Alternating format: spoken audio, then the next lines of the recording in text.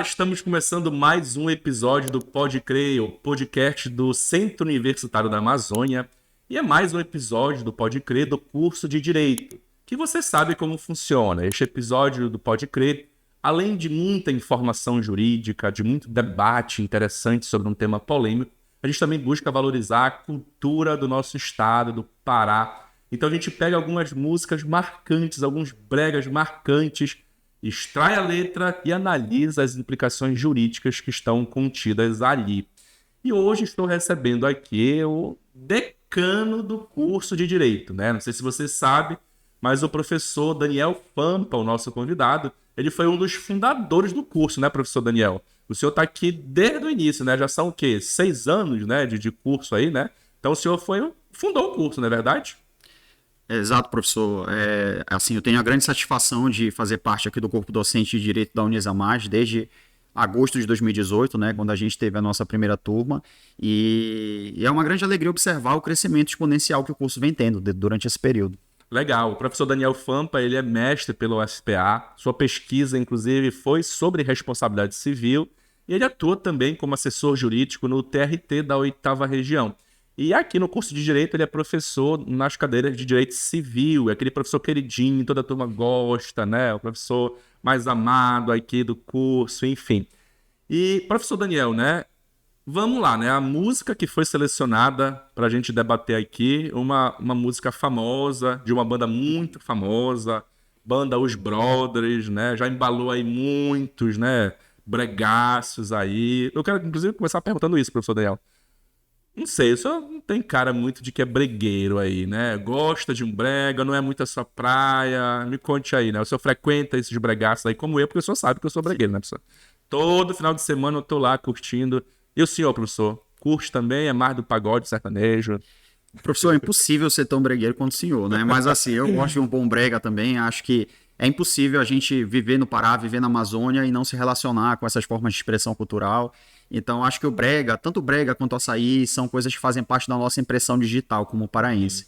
E é muito sofrível quando as pessoas têm que sair do estado e não tem tanta essa interação. Bem livre, né? Então, exatamente. Por isso que a gente tem esse orgulho de ser paraense, de carregar essa herança cultural tão forte. E acho que essas músicas, né, populares, paraenses, professor, acho que também conta muito do nosso cotidiano, né, da vida dos paraenses, né? Tem aquelas músicas que contam a história dos ribeirinhos, das pessoas que trabalham em feira, ver o peso, né?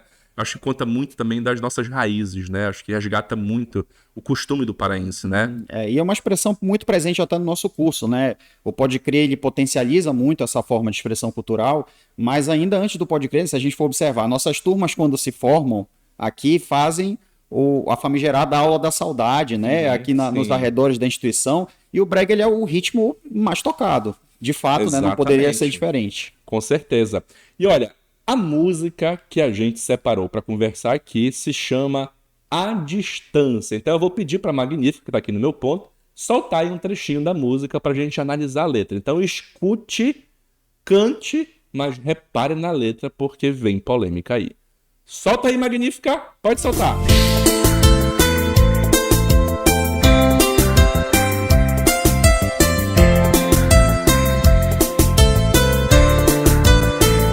Como no filme, tudo aconteceu.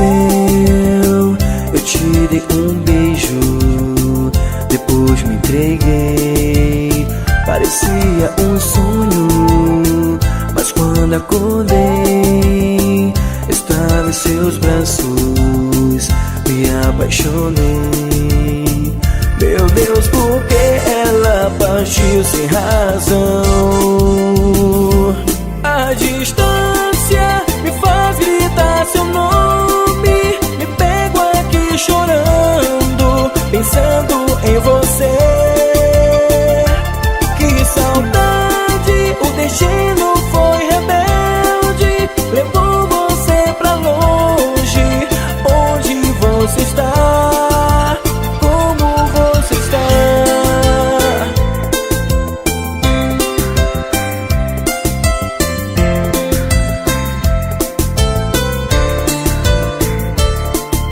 Show de bola, muito boa essa música, né, professor? Muito boa, já escutei muito. E professor Fampa, Vamos lá, vamos analisar aqui a letra da música, né? Ela diz assim: foi como um filme, tudo aconteceu, te dei um beijo, depois me entreguei. Aparentemente aqui uma paixão arrebatadora, então, né? Se conheceram aí, já se apaixonaram. Mas aí a música vem pro seu momento trágico aqui, né? Porque ela diz aqui que, meu Deus, por que ela partiu sem razão, né? Então nesse trecho o cantor, né, o poeta aqui dessa música diz que ela partiu sem dar maiores explicações. Fala que existe uma distância, ele grita o nome da amada dele, me pego aqui chorando, diz que o destino foi rebelde, levou você para longe. Professor Fampa, essa música aqui, ela retrata aparentemente um relacionamento aí arrebatador, mas que aparentemente foi rompido pela partida repentina, pelo sumiço de alguém, né? Isso nos faz, talvez, identificar aqui nessa música a ocorrência aí do que alguns chamam de ghosting, né? Eu queria, primeiramente, que o senhor nos explicasse aí, né? O que é isso? O que é essa prática, né, do ghosting, esse... Não sei se eu posso dizer, né? O senhor vai me falar melhor desse abandono aí repentino, desse sumiço, né? Que alguém dá, né? E, enfim, primeiro nos explica aí, né? E depois a gente começa a conversar um pouquinho. Professor, antes de mais nada, assim, só fazer um comentário, é notória a visceralidade, a profundidade das letras da Band of Brothers, assim, tá entre as minhas favoritas. Sim, do gênero brega, só uma sofrência, clássicos, assim, né? Que... A gente criou a sofrência no brega antes da sofrência ser importada aí por outros gêneros musicais. Não tenha dúvidas. Faltou só patentear, mas a gente tem essa marca importante. Mas, professor, basicamente, a gente está falando de um conceito jurídico relativamente novo. As relações familiares, de forma geral, dentro do direito civil, elas nos dão temas novos a todo momento, né? A gente tem uma efervescência de novidades. As relações sociais mudam, né? Evoluem. Exato. É inevitável a gente falar desse avanço, né? Que a gente teve, inclusive, dialogando com outros episódios aqui do Pode Crer, né, com a professora Larissa Salles, né, o professor Rafael Ares, professora Krishma também, que trazem muitos desses temas, né? A gente seria possível até ter um podcast só para falar direito de família, com certeza seria um tema muito badalado. Muitos bregas envolvem essas relações. Exatamente. Né? E é uma disciplina que em sala de aula costuma chamar a atenção dos alunos até com mais facilidade. Mas essa letra especialmente, ela traz essa temática do ghosting, assim, nas entrelinhas. O ghosting, professor, a gente está usando aqui um estrangeirismo, né? Está usando uma expressão do inglês. Se a gente fosse fazer uma tradução literal, ghost seria fantasma. Uhum. E o ghosting, ele dá a sensação da ideia de verbo, né? De você se fazer fantasma. Sim. Se a gente fosse traduzir para o nosso português, para a nossa linguagem paraense, a ideia seria você dar um perdido. Adorei, muito melhor. Então, né? Então, o ghosting é o dar o perdido. Dar um perdido, exatamente. E não é qualquer perdido. Não é um perdido de você não comparecer a um encontro amoroso, uma saída. Você não é dar um furo. Não é você dar um furo. É você desaparecer da vida da pessoa como um todo. Né? Você não responder mais mensagens, você não ser mais localizado, e isso de forma proposital. Você deliberada. Muitas vezes você nutriu um sentimento amoroso da parte contrária, da sua parceira, do seu parceiro. Criou expectativas afetivas, né? E de forma repentina você romper com essa expectativa e dar o perdido. Pois é, professor Fampa, mas aí a gente entra na polêmica, né? Porque eu acho que tem até uma decisão, não sei se da STJ, acho que foi, da ministra Nancy, que ela fala lá, né, uma expressão que também viralizou na época, que ninguém é obrigado a amar, né? Então ninguém é obrigado a se manter em um relacionamento amoroso, ou de amizade também, se não lhe faz mais feliz, não lhe faz mais bem, né? Perdoe aí, né, a implicação gramatical aí que isso possa trazer. Mas, então ele pergunta, eu poderia dizer então que esse dar o perdido, para fazer o ghosting, poderia gerar alguma responsabilidade civil, algum dever de indenizar, considerando essa situação de ninguém é obrigado a amar outra pessoa? De fato, professor, o senhor cita um precedente importante do Superior Tribunal de Justiça, que é um julgado de um recurso especial em que a ministra Nancy Andrighi, que foi relatora, foi o primeiro caso envolvendo abandono afetivo de menor que a gente teve chegando no STJ sendo julgado. E ali imaginou-se que haveria uma quebra de paradigma importante e que o judiciário passaria a reconhecer o dano moral, indenização por dano moral, em caso de abandono afetivo. primeiro ponto importante é que, nesse caso específico, a gente está falando de uma relação paterno-filial, não é o caso de uma relação envolvendo parceiros ou parceiras. Sim. E a questão do ghosting, a gente precisa entender que é uma dinâmica diferente de uma relação familiar. Os fundamentos, inclusive o artigo 229 da Constituição Federal, os fundamentos que foram analisados pelo STJ naquele caso, são distintos de uma relação presumivelmente entre duas pessoas adultas, em paridade de condições, que é o que a gente está analisando a partir da música. Então, de fato, essa provocação é uma provocação relevante, né? Ninguém é obrigado a permanecer contra a sua vontade em um relacionamento amoroso. De fato, as pessoas podem mudar de ideia, podem se arrepender ou simplesmente entender que não existe mais ali um sentimento. Talvez por essa razão é que se diz que o direito ao divórcio é um direito potestativo também, por exemplo, não depende de você para querer se separar, me divorciar. Na verdade. Exatamente, é um direito potestativo porque você discute apenas as consequências jurídicas do exercício daquele direito, mas você não pode se opor àquele direito de fato. Mas a ideia central aqui no ghosting é que isso inclusive é uma conduta abusiva, isso gera o que a gente chama de abuso de direito. Você tem o direito de encerrar um relacionamento, de você não se vincular mais afetivamente àquela pessoa. O ghosting, ele parte da premissa de quando você faz isso de forma deliberada, e muitas vezes sem avisar a pessoa às vezes não sabe que o relacionamento terminou. Eu acho que isso é o pressuposto do ghosting, né? Aquele sumiço que eu nem sei o que foi que aconteceu, né? Eu fiz alguma coisa, né? Acho que também isso gera um impacto, né? Emocional na pessoa também, porque fica se perguntando o que aconteceu, né? Morreu, né? Sumiu, foi abduzido, né? E aí eu lhe pergunto, então, eu insisto na pergunta, professor Fampa, haveria aí nesses casos essa possibilidade de se buscar uma indenização, talvez pelos danos emocionais, psíquicos que foram causados em razão dessa prática, especialmente, professor, não sei se o senhor concorda, nos dias atuais, né, em que talvez isso ficou até mais fácil de se fazer em razão da virtualização das relações, né? Hoje em dia qualquer coisa você deixa lá de seguir, muda o status, né, namorando para solteiro, e haveria então essa possibilidade da gente buscar uma indenização? Já tem algum julgado? O senhor conhece algum julgado? Tem dois pontos a considerar, professor. Primeiro ponto, as decisões dos tribunais brasileiros, majoritariamente, em sua grande maioria, não reconhecem dano moral nessa hipótese de forma automática. O chamado dano moral in re ipsa, aquele dano presumido. Sim.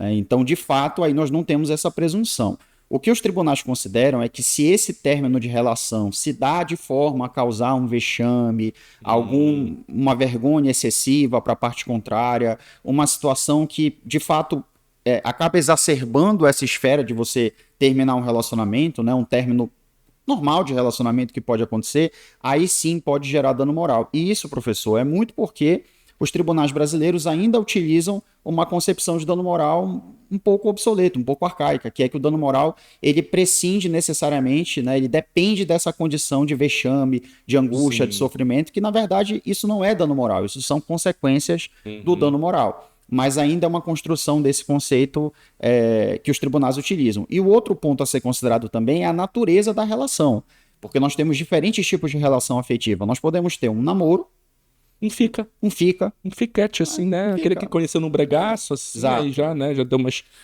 trocou só. Exatamente. Nós podemos ter um fica, podemos ter um namoro, a figura do namoro qualificado, que hoje em dia está sendo discutida também, uma união estável, um noivado, um casamento.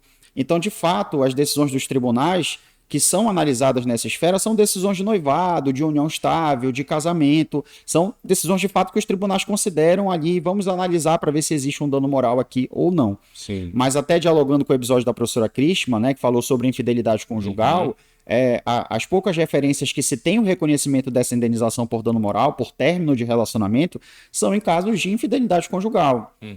Uma situação que o Tribunal de Justiça de Goiás analisou, que uma moça descobriu que o marido estava tendo um relacionamento extraconjugal, tinha uma amante, e ela pegou os dois no flagra. Sim. Mas assim, em situação de ghosting, os tribunais não têm ainda jurisprudência produzida sobre isso. O que a gente pode aventar como os tribunais decidiriam essa questão a partir desses conceitos que a gente comentou. Perfeito. O senhor me falou aqui, né, de exposição vexatória. Eu me lembrei de uma história, professor Fampas, me permite aqui relatar. Quando eu já tem tempo isso, né, já tem anos, eu orientava, era advogado orientador de NPJ, eu nunca me esqueço desse caso, de uma senhora que apareceu lá para fazer o divórcio. A primeira coisa vamos tentar chamar a outra parte para tentar fazer um consensual, né, um divórcio consensual. E ela dizia, não, mas não é possível. Enfim, uma certa resistência em explicar, até que ela desabafou. Ela disse, olha, eu casei, era no interior isso, tá?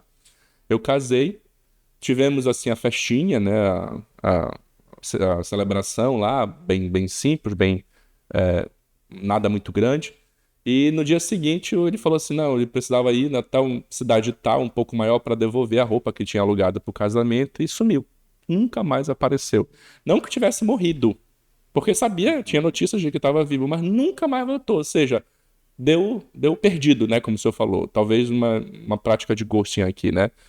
E ela ficou muito tempo remoendo essa situação porque ela passou a ser alvo de chacota na cidade dela, uma cidade pequena, interior, e diziam lá, né, enfim, sei lá, diversas coisas assim, né, preconceituosas sobre a lua de mel, enfim.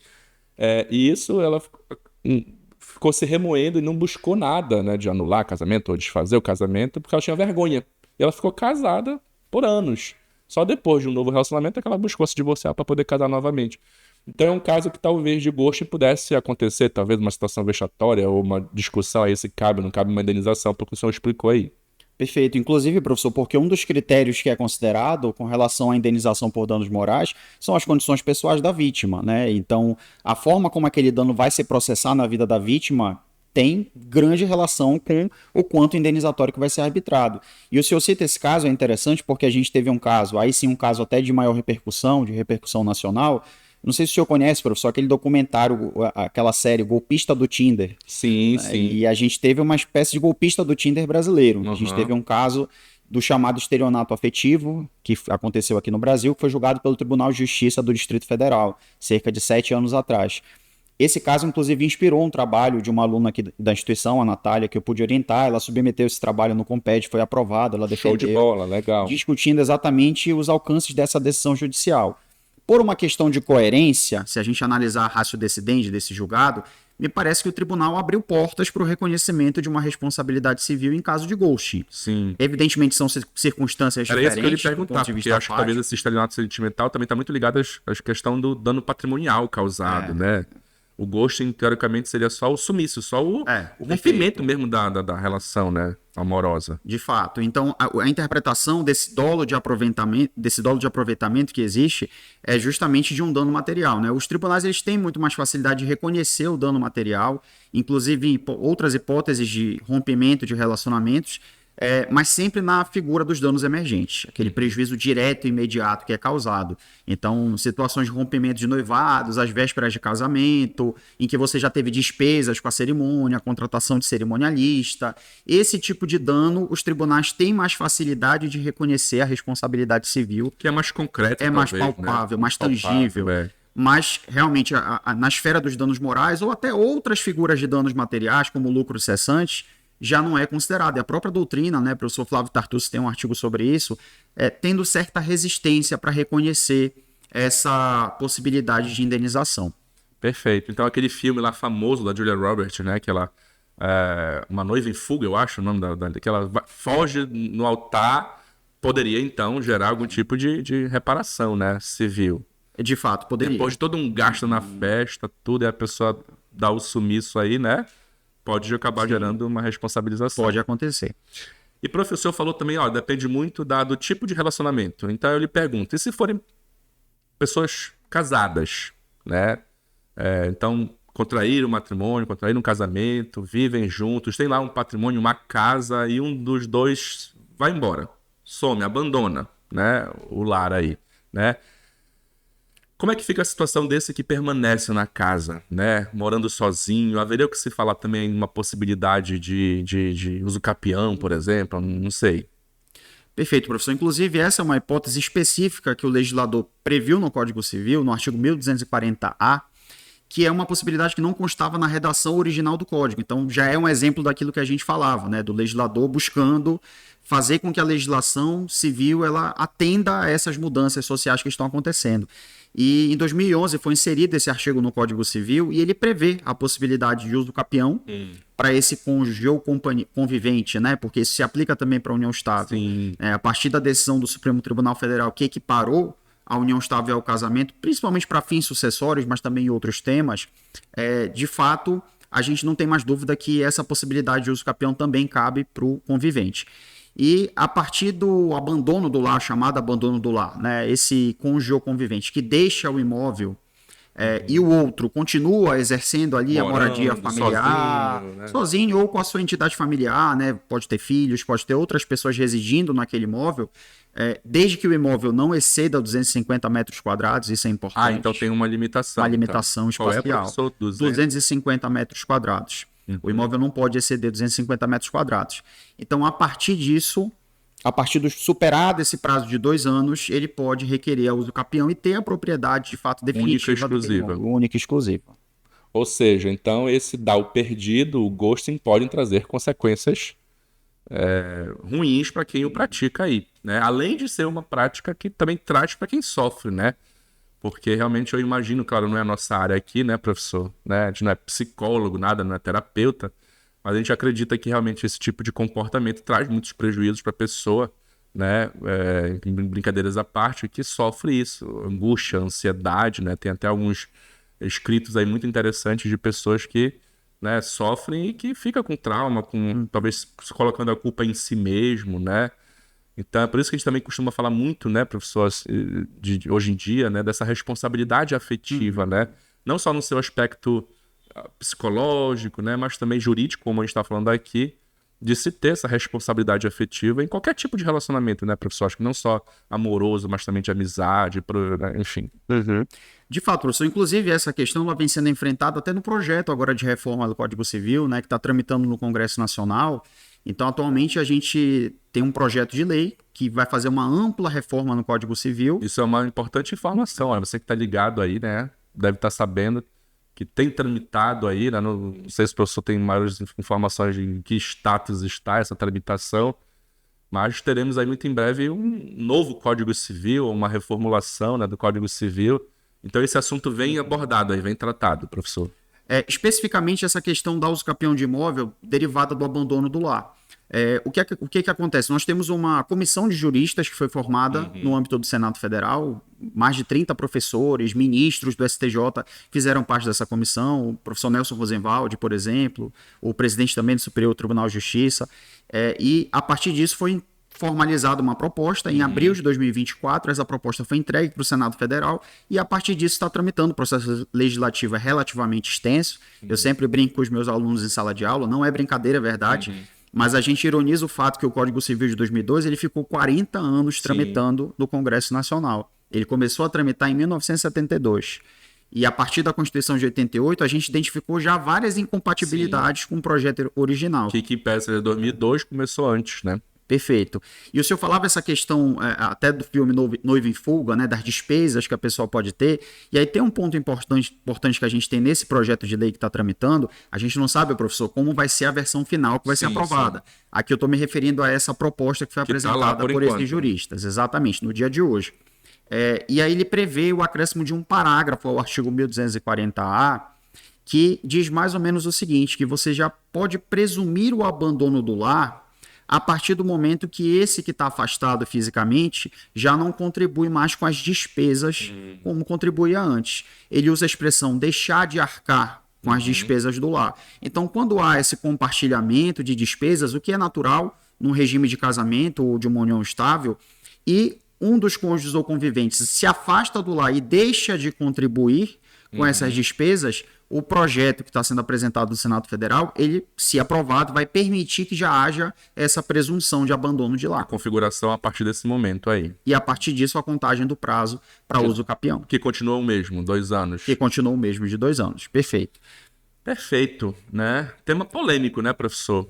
Não sei se você já teve a oportunidade aí de orientar algum trabalho, mas fica inclusive a sugestão aí, né, para os alunos, para você que é estudante de direito, busca aí um TCC, tá? Um tema aí que abre muita margem para discussão, né? Eu até queria provocar você que está assistindo aí, então, né? Você aí poste um comentário, o que você acha? Aquele que pratica o ghosting tem que responder civilmente, arcar com alguma indenização, ou não? O relacionamento, enfim, não sou obrigado a estar nele, posso, né, dar o perdido. Poste aí o seu comentário, vamos ver, vamos fazer uma enquete, professor. O que o pessoal aí mais vota aí, beleza? É fato, professor. Inclusive, as pessoas reagem de formas muito diversas a um término de relacionamento, né? A gente está no Pará, está na Amazônia, e muitas pessoas, às vezes, até se recusam a entender essa dinâmica de fim de relacionamento, né? A gente tem aqui o nosso ver-o-peso, né? Tem muitas essências que a gente pode... Eu frequento ver o peso? Eu frequento, professor, eu frequento ver-o-peso. Assim, não especificamente o mercado das essências, mas eu conheço, tenho bastante respeito. E algumas pessoas usariam, por exemplo, uma essência que a gente tem lá no ver-o-peso, que é o corre atrás de mim. O corre atrás de mim. Algumas pessoas não aceitando o fim do relacionamento podem fazer uso, né? Mas assim, pessoal, querendo ainda resgatar, talvez aquele querendo momento, talvez reacender aquela chama do relacionamento. Mas evidentemente a gente está brincando, mas se trata de um tema muito sério. O ponto é que o ghosting, ele muitas vezes diz muito mais sobre a pessoa que pratica do que a pessoa propriamente que ficou ali desamparada ou com esse sentimento de solidão. Então, evidentemente, a gente discutiu um pouco aqui desses reflexos jurídicos que a gente tem, mas, sobretudo, o relacionamento ele tem diferentes maneiras de você processar o final de um relacionamento, né? Então... Exatamente. Agora, professor Fampa, eu tô numa dúvida aqui, que eu não posso, obviamente, encerrar esse episódio sem antes de perguntar isso daqui. Talvez seja a pergunta mais importante. O que isso faz com o senhor, né? Por que o senhor tá com essa... O senhor falou que não frequenta aí as ervas, né? Mas por que o senhor tem esse perfume aqui agora? Corre atrás de mim. Professor, primeiro, não é para uso próprio, logicamente, né? A gente...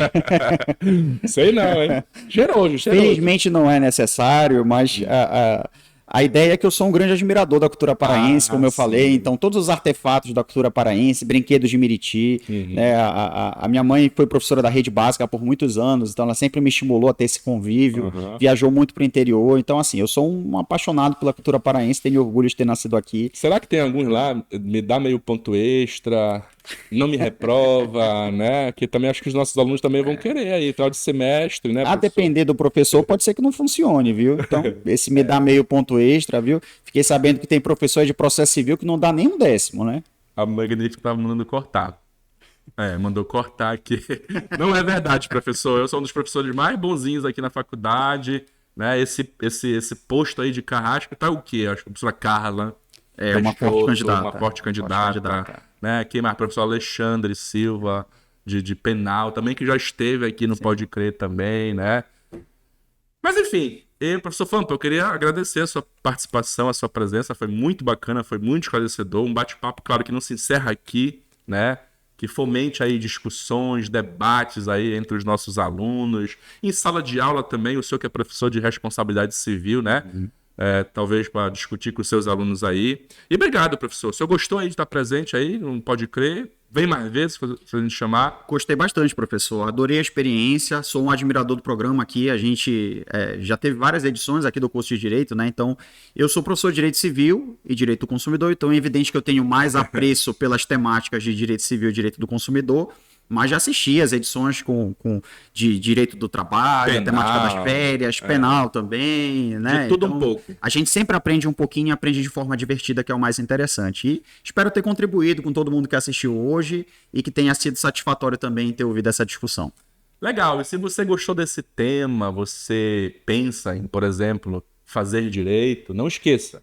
Venha fazer parte do melhor curso de direito do estado do Pará. Faça seu vestibular, faça sua transferência, venha para Unhas a Mais, ter aula com professores fantásticos como o professor Daniel Fampa e uma equipe sensacional de docentes altamente capacitados e participar de projetos inovadores como o Pode Crer. Obrigado pela sua audiência e não perca o próximo episódio aqui no canal da Unhas a Mais.